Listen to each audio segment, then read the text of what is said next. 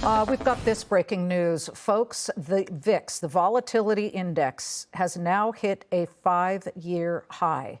So it is up 17%. Maybe we can show the VIX because it is gaining to about 55.38 for the volatility index. And this indicates that you've got a lot of nervous investors. And here's the Dow Jones Industrials. By the way, this is a 2-day picture. We have some history being made at the moment.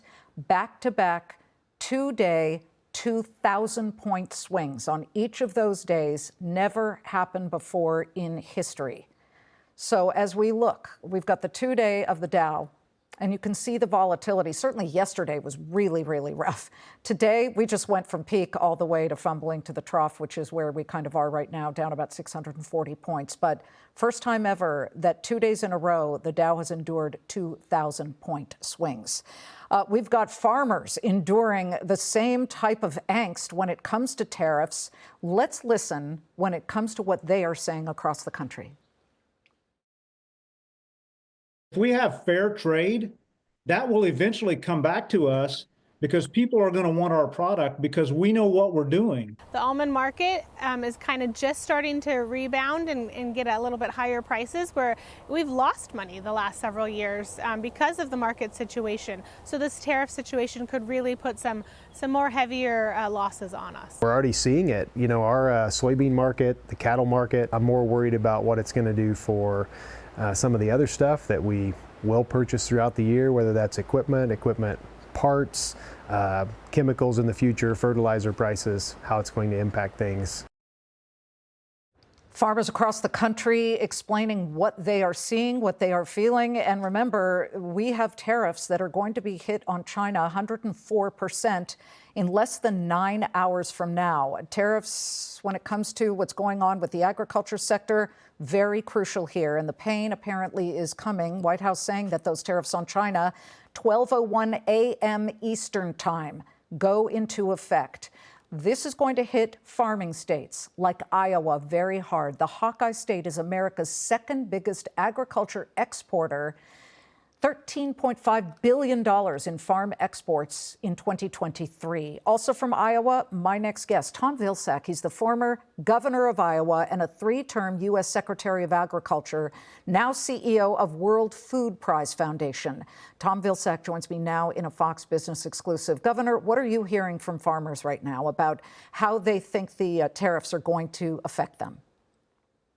Pretty much what your guests have already indicated, deep concern about markets and whether or not they'll be able to sell their crops to China and to other countries that are being hit by these tariffs and are retaliating. Deep concern about the input costs that may be impacted and affected by the tariffs, and what the equipment, whether or not they are able to get equipment and the cost of that.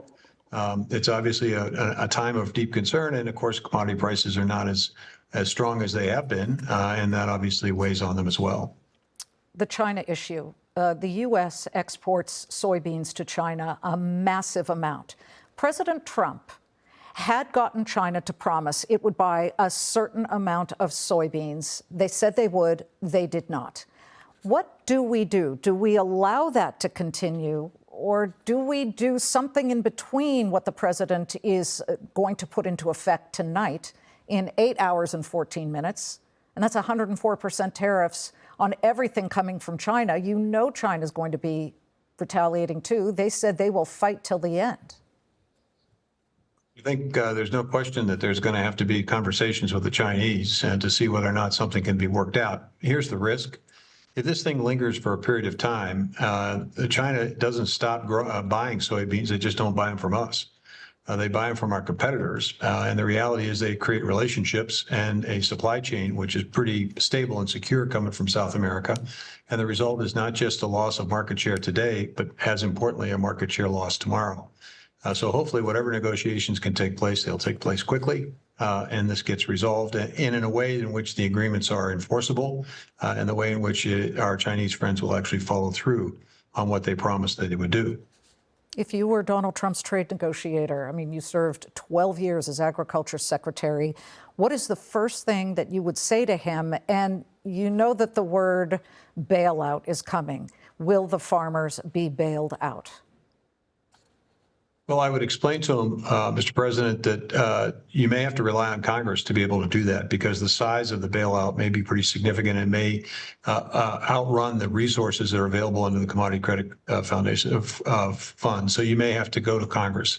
And that's always a proposition that can concern presidents because Congress can be difficult to deal with from time to time, especially when it comes to budget. So the president's obviously going to have to use his persuasive power to make sure that members of Congress are there and understand that this is not something that they can take a lot of time to negotiate or think about. Farmers need the help, and they needed help now. We do have to go, but could you venture to guess what the bailout would be?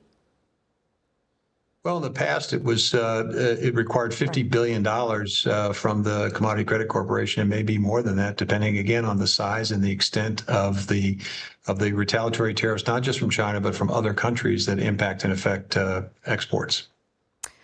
Well, I'll tell you, it is a tough situation all around, and everybody's waiting on the edge of their seats. The problem is the seats are being jacked around quite a bit. Nobody really knows what's going on, but we are watching the VIX, the volatility index. A lot of fear in this market, folks, up 21% right now. It was a 5-year high. That may be even higher right now. Governor Vilsack, thank you for joining us. Thank you.